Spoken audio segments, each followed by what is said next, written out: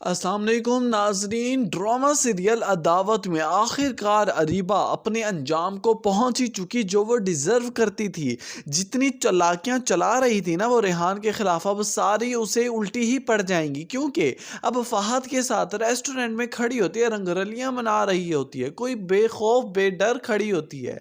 लेकिन अचानक से रेहान की आमदन होती है, गुजरते हुए रेहान की नज़र पड़ती है अरीबा और फहद की तरफ। दोनों को एक साथ देखकर रेहान की तो आंखें फटी की फटी ही रह जाती है। उसे तो कुछ समझ ही नहीं आ रहा होता कि आखिर अरीबा यहाँ फहद के साथ क्या कर रही है।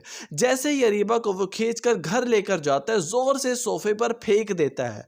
आगे से अरीबा चिल्लाते हुए कहने लगेगी कि तुम्हारी जुर्रत कैसे हुई मुझे धक्का देने की, मैं कोई आप लोगों की गुलाम नहीं हूं यहाँ पर जो कैदी बनकर बैठी रहूं। आगे से रेहान कहने लग जाएगा कि गुलाम नहीं हो, तो जिस तरह आज तुमने वफा के दामन का हाथ छोड़ाया ना, तुमने मुझे धोखा दिया है, मैं तुम्हें माफ नहीं करूंगा। आगे से अरीबा चिल्लाती हुए खड़ी हो जाएगी और कहने लगेगी ये धोखा मैंने नहीं, धोखा तुम लोगों ने किया है मेरे साथ, सब ने मिलकर मेरी शादी एक शादीशुदा मर्द के साथ कर दी, जबकि मैं तो कुंवारी थी। अपनी बेटी की जब बारी आई तो फहद जैसा हैंडसम लड़का चुना। ये बात सुनते ही रेहान हाथ उठाएगा मारने के लिए, लेकिन उसकी वालदा उसका हाथ रोक लेगी और फिर रेहान के आगे अरीबा चीखती रहेगी, चिल्लाती रहेगी, कहने लगेगी कि मैं आज खुद तुमसे तलाक मांग रही हूं, मुझे तुम्हारे साथ मजीद अब जलील नहीं होना, ना ही मैं तुम्हारे साथ रहना चाहती हूं। बेहतर यही होगा कि हम आज ही अपने इस रिश्ते को यहीं पर ही खत्म कर दें। हाँ, मैं फहद से मोहब्बत करती हूं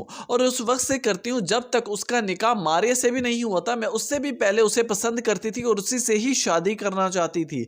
पता नहीं तुम मेरे नसीब में कैसे लिखे गए, मेरा बदकिस्मती का टाइम था। यहाँ पर रेहान फौरन से अरीबा को तलाक के अल्फाज बोलने लगेगा कि इतनी देर में उसकी वालदा रेहान के मुंह पर हाथ रख के उसे रुकवा देंगी और तलाक ना देने देंगी अरीबा को, अपनी कसम दे देंगी रेहान को। और दूसरी तरफ अंबर और अज़द भी अच्छा खासा एक दूसरे के करीब होने लगे हैं, एक दूसरे को समझने लगे हैं, दोबारा से अंडरस्टैंडिंग डेवलप होने लगी इन दोनों के दरमियान। अंबर को ये लगने लगता है कि शायद हम दोनों एक दूसरे के साथ फिर से जुड़ने वाले हैं, एक होने वाले हैं।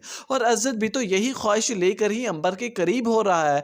रात तक देर तक बैठकर दोनों काम करते रहते हैं, एक दूसरे से हेल्प लेते रहते हैं। और वहां अरीबा अपना बैग पैक कर रही होगी कि इतनी देर में मारिया आ जाएगी उसके कमरे में, और वहां पर अरीबा मारिया से कहने लगेगी कि अपने भाई को समझा लो कि वो मुझे चुपचाप करके मुझे तलाक देकर फारिग कर दे, मैं इस घर में नहीं रहना चाहती उसके साथ। अगर उसने ऐसा ना किया तो फिर से तो इस घर में एक बार फिर से तलाक का नोटिस आएगा, और ये बात तुम जहन में रखना। अपनी कीमती राय का इजहार जरूर कीजिएगा, वीडियो को भी लाइक कर दें।